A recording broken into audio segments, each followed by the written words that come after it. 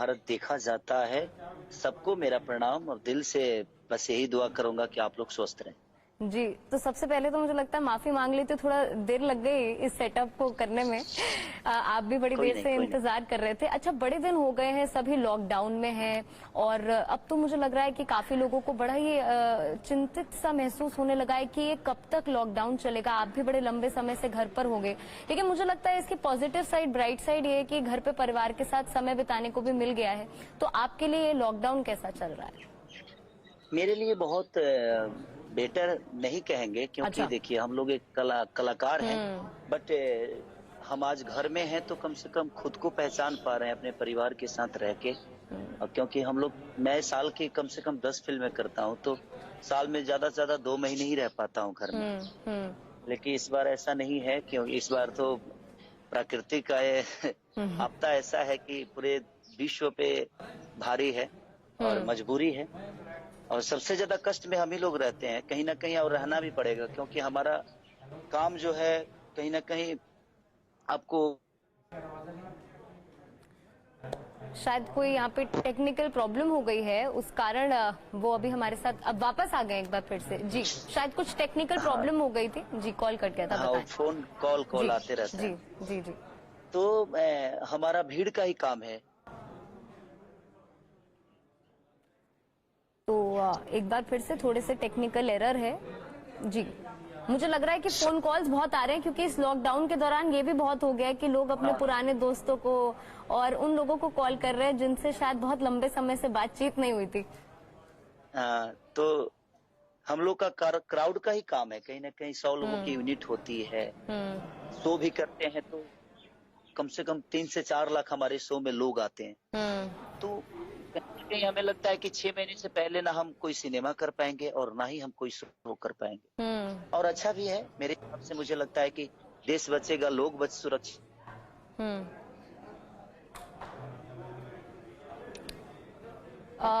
मुझे लग रहा है कि टेक्निकल डिफिकल्टी बहुत ज्यादा हो रही है आपकी तरफ से यहाँ पे। खेसारी जी, एक बार फिर से कोशिश हमारी यही रहेगी कि उनसे एक बार फिर से हम यहाँ पे बातचीत कर सके। भोजपुरी सुपरस्टार है वो, तमाम ऐसे गाने, तमाम ऐसी फिल्में उन्होंने की हैं जिन्हें दर्शकों ने बहुत ज़्यादा प्यार दिया है, बहुत ज़्यादा पसंद किया है।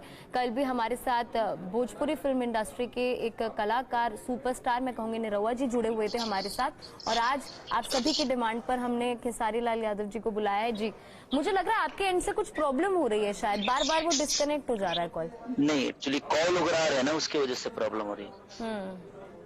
तो मैं यही कह रहा था कि हमारा सारा काम क्राउड का ही होता है। तो मुझे लगता है कि सबसे ज्यादा प्रॉब्लम तो कलाकार को ही होने वाला है, क्योंकि 6 महीने तक मुझे नहीं लगता कि हम लोग कोई काम कर पाएंगे। तो 6 महीने तक तो हम भी अब मन बना के ही बैठे हैं कि कोई काम तो आएगा नहीं अभी। कैसे आएगा? हम डांस करेंगे तो उसमें क्राउड होगा ही। डांस करेंगे तो डांस। मुझे लगता है कि आज की ये जो वार्तालाप है बार बार बीच बीच में रुक रही है।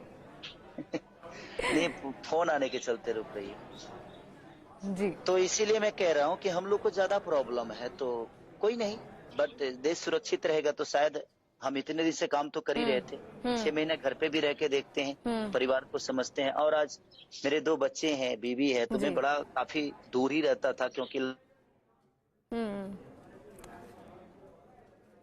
तो मुझे लगता है कि आप सभी से यहाँ पे माफी मांगनी चाहिए मुझे, क्योंकि आप सभी के पसंदीदा है भोजपुरी सुपरस्टार खेसारी लाल यादव जी। और बार बार थोड़ा टेक्निकल फॉल्ट के कारण यहाँ पर जो कॉल है उनके साथ नहीं लग पा रहा है। अभी भी कोशिश कर रही है हमारी टेक्निकल टीम की एक बार फिर से उनके साथ संपर्क साझा जाए, क्योंकि तमाम ऐसे सवाल आते। मुझे लग रहा है कि बहुत दिक्कत हो पा रही है, क्योंकि बातचीत नहीं हो पा रही है, बार बार फोन कट रहा है। नहीं, एक्चुअली वो फोन बोला नहीं, फोन आ रहा है, लोगों को प्रॉब्लम है, क्या करें। अब जो है, अब सब लॉकडाउन में फ्री बैठे हैं तो भाई बात करने में लगे हैं। हाँ। अच्छा, मुझे ऐसा लगता है ना, आपके तो तमाम ऐसे गाने जो इस लॉकडाउन के दौरान सुपर हिट हो रहे हैं। मैंने देखा यूट्यूब पर करोड़ों और भी लोग देखे जा रहे, पसंद भी कर रहे हैं। तो मुझे लगता है कि लॉकडाउन तो एक बुरा समय तो है ही, वाकई में एक ग्लोबल पेंडेमिक है और तमाम लोग इससे तड़प रहे हैं। पर आपके जो गानों को, आपकी फिल्मों को लोग इस दौरान बहुत ज्यादा पसंद कर रहे हैं। तो गाने सारे जितने भी हैं सब मेरे पहले के गाए हुए गाने हैं। मैं एक दिन में 30-30 गाने गा देता हूँ। अच्छा। तो उस बीच में मैंने कुछ गाने गा के रखे थे और वही गाने, क्योंकि अब तो मैं ना घर से निकल ही नहीं पा रहा हूँ और कहाँ पर हैं आप कहीं आजकल? मैं मुंबई में ही हूँ। अच्छा, मुंबई में ही हैं। तो मुंबई में तो वैसे भी हालात बहुत ज्यादा बुरे हैं, वहां तो लगातार कोरोना के जो केसेस हैं वो भी बढ़ रहे हैं।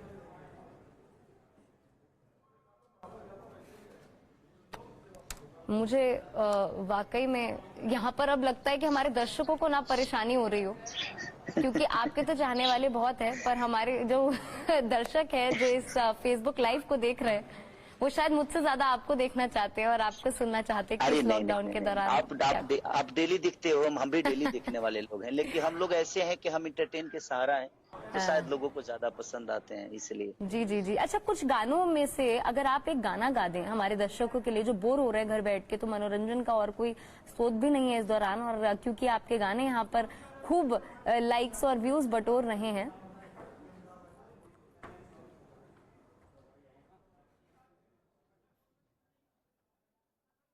मुझे लग रहा है कि बार बार उनके जो चाहने वाले हैं खेसारी लाल यादव जी के, तो वो उन्हें कॉल कर रहे हैं, जिसके कारण ये जो कॉल है वो कट जा रहा है।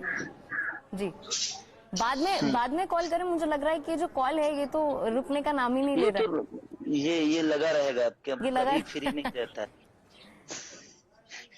जी, अगर हमारे दर्शकों के लिए अगर आप कुछ गा दे अपना हिट, तो उनको इस लॉकडाउन के समय पे खूब ऊर्जा मिलेगी, क्योंकि मनोरंजन का और कोई मुझे लग रहा है सोर्स भी उनके लिए नहीं है। काफी मुझे लग रहा है चिंतित है, परेशान है, बोर हो रहे हैं। उनके लिए गाना तो हम सुना ही देंगे आपको, और गाने छोड़ भी रहे हैं, बहुत सारे गाने मेरे जा भी रहे हैं, मेरी सिनेमा भी बहुत रिलीज है। हो सकता है लॉकडाउन के बाद अगर कुछ सहूलियत मिला तो हमारा मेहंदी 3 जो कि 3 दिन में बहुत ज्यादा कमाई किया था, लेकिन लॉकडाउन की वजह से उस सिनेमा को रोकना पड़ा, क्योंकि हॉले बंद है, हर जगह पे बंद है, क्राउड नहीं आ सकता, तो उसके लिए सिनेमा कैसे चल सकता है। लेकिन अभी प्रॉब्लम तो है, और इस दुख में थोड़ा सा प्रॉब्लम तो है, हमें देख रहे हैं, लेकिन दुख उन्हीं को है जो दूध पीते हैं, दारू पीने वालों को दुख नहीं है। तो आप हमारे दर्शकों के लिए कुछ गा दें। जी, तो एक बार फिर से मुझे लगता है यहाँ पे संपर्क जो है हमारा टूट गया है, और कोशिश प्रयास हमारे एंड से वही है कि एक बार फिर से हम उन्हें पैच कर सके हमारे इस फेसबुक लाइव पर। तमाम सवाल उनके जो भी लेटेस्ट हिट्स हैं उनको भी आज हम इस फेसबुक लाइव पे गवाएंगे। अगर आपकी भी कोई फरमाइश है तो आप हमें ज़रूर कमेंट सेक्शन पे बताएं। अगर कोई उनका ऐसा गाना है जो आप चाहते हैं कि वो इस फेसबुक लाइव पे गुनगुनाएं, तो इस माध्यम से आप हमारे तक ये पहुंचा सकते हैं। हमारी कोशिश यही रहेगी कि ज़्यादा से ज़्यादा गाने हम आज के इस फेसबुक लाइव पे उनसे गवाएं। और जैसे मैंने आपसे कहा कि कल हमारे साथ निरहुआ जुड़े हुए थे, वो भी भोजपुरी फिल्म इंडस्ट्री के एक मेगा सुपरस्टार हैं, और एक बार फिर से जुड़ गए हमारे साथ। जी जी खेसारी। तो सुन ले करो ना सब जादू टोना, हम तेरा भुलवाएंगे, घर में बैठ के खाएंगे, कोरोना को भगाएंगे। ठीक है, ये मेरा गाना बहुत बड़ा हिट था। जी, आप कहाँ से हैं? तो आपको अगर पटना से होंगी तो शायद इस चीज को आप देखी भी होंगी, सुनी भी होंगी। मैं तो वैसे उत्तराखंड से हूँ, पर मैं आज सुबह से ही देख रही हूँ 3,93,00,000 से भी ज्यादा लोग इस गाने को देख चुके हैं, और बड़ी फरमाइश थी मेरे डिपार्टमेंट से भी, प्लीज ये गाना उनसे गवा दीजिएगा, हमारा बहुत फेवरेट है ये। सब कदर से हुए हैं फरार, अब छपड़ा लौट के न जाएंगे, नून रोटी खाएंगे, जिंदगी संग ही बिताएंगे। ठीक है, ये गाना मेरा बहुत बड़ा हिट था। जी जी जी। अच्छा, मैं एक इंटरव्यू आपका देख रही थी खेसारी जी, आप कह रहे हैं कि आजकल घर पर बैठे हैं तो गरम गरम रोटियों का भी लुत्फ आप उठा रहे हैं, क्योंकि आपने बताया कि काफी लंबा समय हो गया कि परिवार के साथ बैठने का शायद समय आपको नहीं मिल पाता है, क्योंकि इतना बिजी स्केड्यूल होता है शायद। हाँ, वो तो है। एक्चुअली बात ऐसा है कि मैं गरम रोटी, मुझे लगता है कि मैं 7-8 साल से गरम रोटी कभी खाया ही नहीं था, क्योंकि सुबह जल्दी चल जाता था मैं काम पे, अपने शूटिंग पे, और शूटिंग पे जाते ही सब जो सबका खाना होता है मेरा भी होता है, और मैं लेट आता था घर पे तो सब खाना पीना बन जाता था, तो मैं 12-2 बजे, मैं 7-8 बजे उठ जाता हूँ, 9 बजे निकल जाता हूँ बिना खाए, फिर 2 बजे घर पे आता हूँ, तो गरम रोटी कहाँ से मिलेगी। लेकिन लॉकडाउन में चीज है कि वाइफ के हाथ का मेरा खाना है ना, मुझे लगता है कि वो मेवा फेल है, मैंने दुनिया की सारी खाने फेल हाँ। है उसके हाथों के आगे। हाँ। वो जो बना के देती है गरम गरम हर वो चीज मुझे, तो मजा नहीं आ रहा है। और थोड़ा सा मोटा भी हो गया हूँ मैं इस लॉकडाउन की वजह से। तो आप भी अपनी श्रीमती जी को काफी कुछ बनाकर दे रहे हैं, क्योंकि मैं देख रही हूँ कल निरहुआ जी मुझे बता रहे थे कि वो तो खूब काम कर रहे हैं, झाड़ू पोछा बर्तन कह रहे हैं जो कभी नहीं किया या पहले करते थे अब तो समय नहीं होता, वो सब लॉकडाउन करा रहा है। तो आप भी घर का काम कर रहे हैं आजकल? नहीं, घर मेरा एक्चुअली मैं फ्लैट में नहीं रहता। मैं हाँ। शुरू से मेरी एक आदत है कि मैं जिस तरह गांव में जमीन है मेरी, गांव में घर है, उसी हिसाब से मैंने बॉम्बे में भी बना रखी है। और आप देख सकती हैं मैं अपने गार्डन में बैठा हूँ, अपने जी। दरवाजे के, हमारे यहाँ दुआर बोला जाता है, पता नहीं अब उत्तराखंड में क्या बोला जाता है लेकिन हमारे यहाँ दुआर बोला जाता है। तो हम अपने दुआर पे हैं, दरवाजे के आगे है अपना अच्छा खासा जमीन है, तो आदमी अपने लॉन में ही है, किसी से लेना देना कुछ नहीं है। तो मैं गांव की आज भी मड़ुआ का रोटी खाता हूँ। अच्छा। मड़ुआ समझती है नाच? हाँ हाँ, मैंने वो खाई है। और लिट्टी चोखा तो मुझे लगता है आपका आपने बनाया भी है और शायद आप बनाते भी थे। जी। दिल्ली में मैं लिट्टी चोखा फुटपाथ पे 1.5 साल 2 साल बेचा हूँ। तो इसके बारे में आप हमारे दर्शकों को बताएं, क्योंकि मुझे लगता है कि आप लोगों ने जितना संघर्ष देखा है वो बाकी लोगों को बहुत ज्यादा प्रेरणा देता है। तो आपने तो, मैंने एक वीडियो देखी उसमें तो आप रो पड़े थे। आपने कहा कि आपने इतनी ज्यादा गरीबी देखी थी कि आपने कभी सोचा ही नहीं था कि आप यहाँ भी पहुंचेंगे। तो ये जो संघर्ष की कहानी आप बताएं। मेरी जीवन जो है बहुत संघर्षपूर्ण है, क्योंकि मैं कई सारे स्टारों के घर पे नौकर भी रहा हूँ। अच्छा। कई सारे स्टारों के घर पे मैंने रोटी भी बनाई है। कई सारे म्यूजिक कंपनी में मैं पोछा, झाड़ू पोछा तक लगाया हूँ। और मैंने समझ लीजिए कि एक नौकर भी उतना स्ट्रगल नहीं कर पाता है अपने खाने 2 रुपए से और अपने आगे बढ़ने के लिए। और लिट्टी भी बेचना था मुझे। और ये कौन से साल की बात रही होगी जब आप लिट्टी चोखा बेचा करते थे दिल्ली में? मैं 2006, 7, 8 की बात कर रहा हूँ। अच्छा। ये 3 साल मेरे लिए जीवन की समझ लीजिए कि बहुत मैंने कष्टदायक था। उससे पहले भी मैं दूध बेचा करता था, अपने गांव पे था, तो घर घर पहुंचाने वाला काम, आधे लीटर 1 लीटर कई लोगों को देना होता था। तो गांव के बगल में लोगों को देने के लिए मैं जाना करता था। और बचपन में सारी गरीबी थी हमारे घर में, तो कहीं ना कहीं 30 रुपए महीने पे, 10 रुपए महीने पे मैं भैंस भी और गाय भी चराया करता था लोगों का, अपने खर्चे के लिए, जीवन को चलाने के लिए। तो मेरे जीवन में कष्टों से तो समझिए कि भरा पड़ा था, लेकिन एक चाहत थी कुछ करने की। मैं इतना सोचा नहीं था, मैं सिर्फ इतना सोचा था कि मैं एक अच्छा गायक बन जाऊं, 1 लाख 1.5 लाख रुपए कमा लूं। मेरे 10-10 हजार 15-15 हजार के शो होने लगे। उस समय मुझे 2000 के 1500 के शो मिलते थे। जब मैं बचपन से गाता हूँ, मैं रामायण महाभारत का गायक हूँ।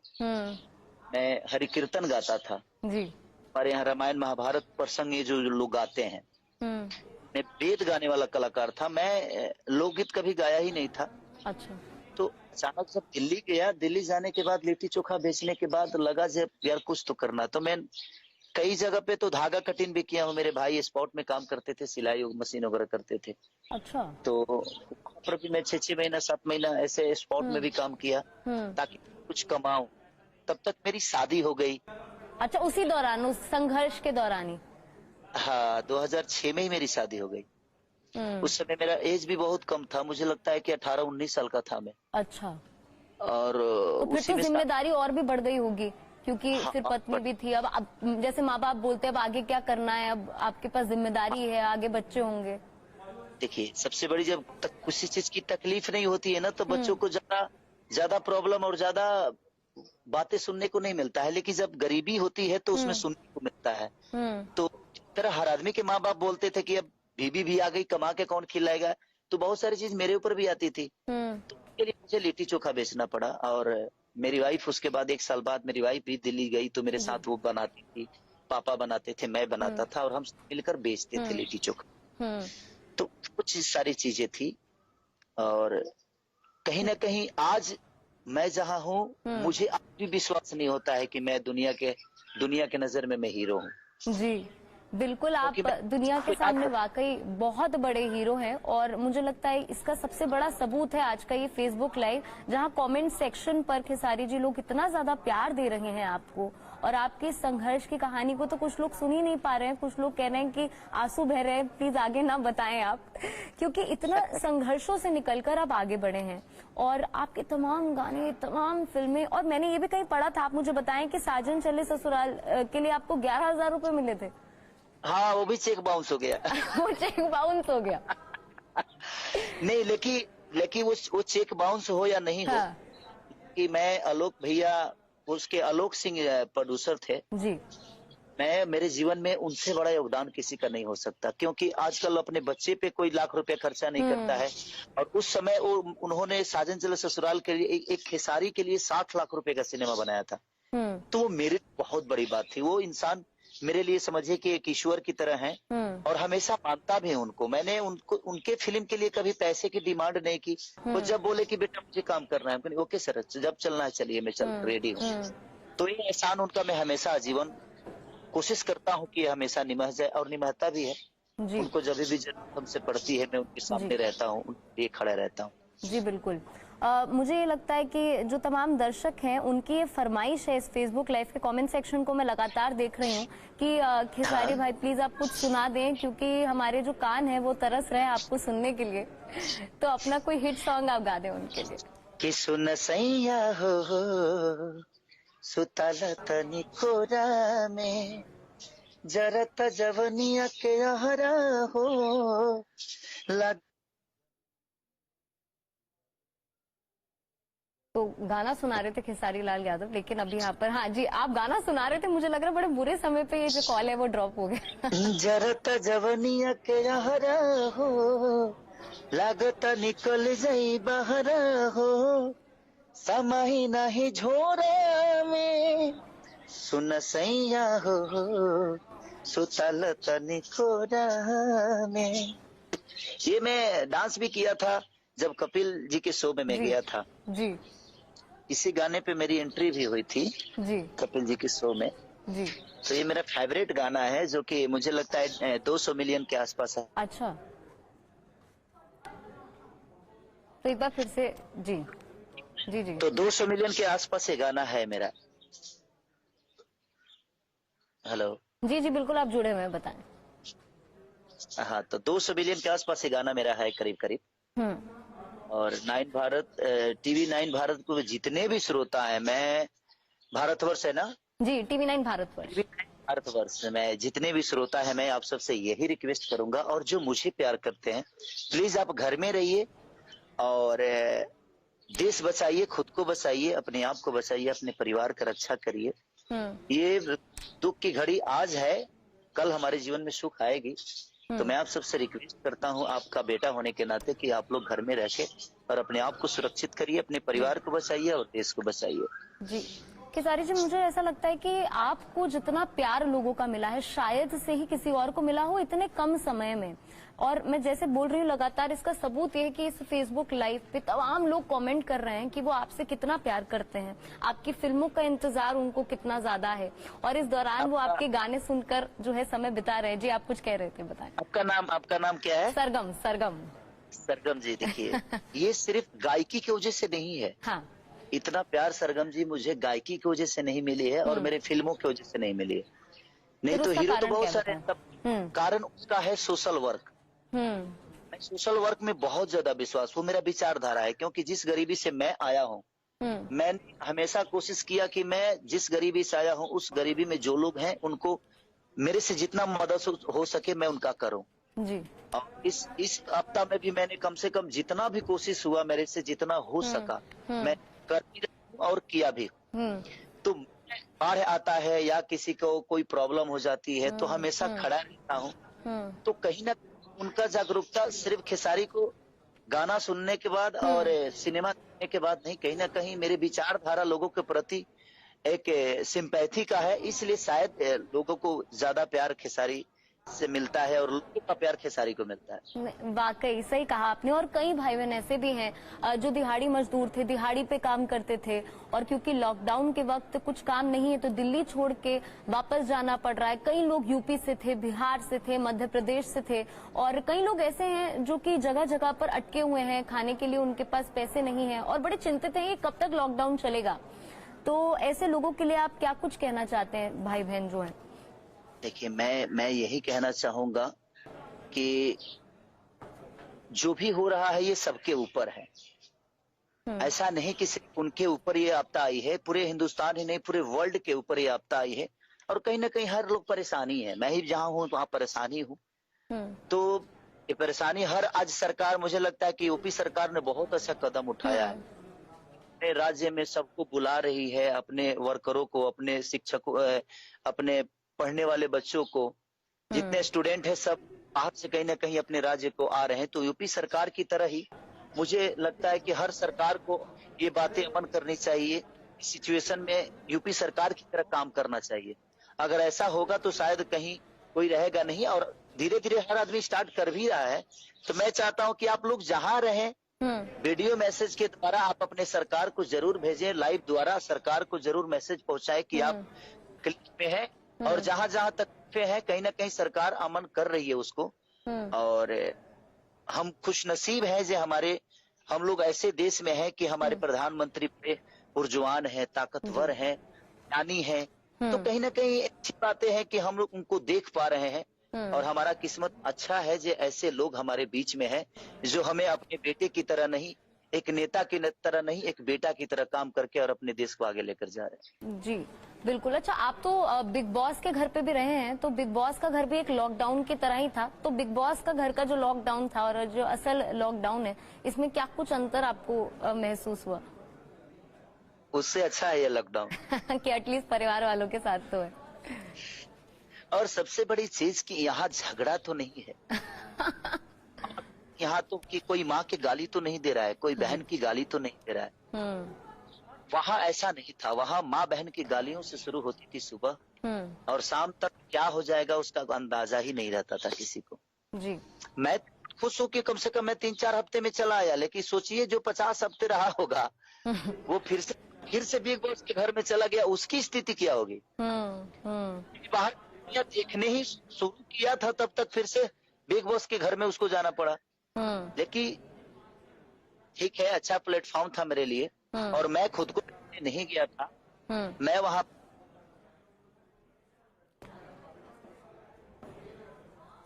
जी मैं उसके घर में खुद को बेचने नहीं। तो देखिए, बार बार मुझे लगता है कि कॉल नहीं लग पा रहा है, पर आप सभी की मैं यहाँ पे तारीफ करना चाहूंगी कि आप सभी इस फेसबुक लाइव को बहुत ज्यादा प्यार दे रहे हैं और इंतजार भी कर रहे हैं अपने फेवरेट भोजपुरी सुपरस्टार का, जिससे कोशिश हमारी लगातार यही है कि संपर्क हम साथ में वापस आ गए हैं। जी बताएं। तो हम बिग बॉस के घर में बीच में आपको सॉरी, मैं यहाँ पे इंटरप्ट कर रही हूँ, तो मुझे लगता है समय सीमा हमारी जो है वो समाप्त यहाँ पर हो रही है, ज्यादा समय हमारे पास नहीं है। तो बहुत अच्छा लगा आपसे बात करके, और जाते जाते अपने दर्शकों को आप कुछ अच्छा सुना जाएं, ताकि आपके जाने के बाद भी वो इस लॉकडाउन को अब आगे तक मुझे लगता है उनको मदद हो जाएगी। जाने गई नी ये हो जान, जाने गई नी जान, प्यार नहीं खेले खल हाथ के लकीर में, नई खुद तकदीर में जा। बस मैं यही कहूंगा कि TV9 भारतवर्ष के जितने भी श्रोता हैं जो हमें लाइव देख रहे हैं, हमें जो प्यार करते हैं, उनको दिल से थैंक यू। आप घर में रहिए, अपने देश को बचाइए और सुरक्षित रह के अपने आप को सुरक्षित करिए, अपने परिवार को सुरक्षित करिए। Thank you. बहुत बहुत शुक्रिया खेसारी जी, आपसे बात करके बहुत अच्छा लगा। जी थैंक यू। तो चलिए, आज के लिए बस इतना ही, लेकिन देश और दुनिया की तमाम बड़ी खबरों के लिए आप देखते रहिए TV9 भारतवर्ष।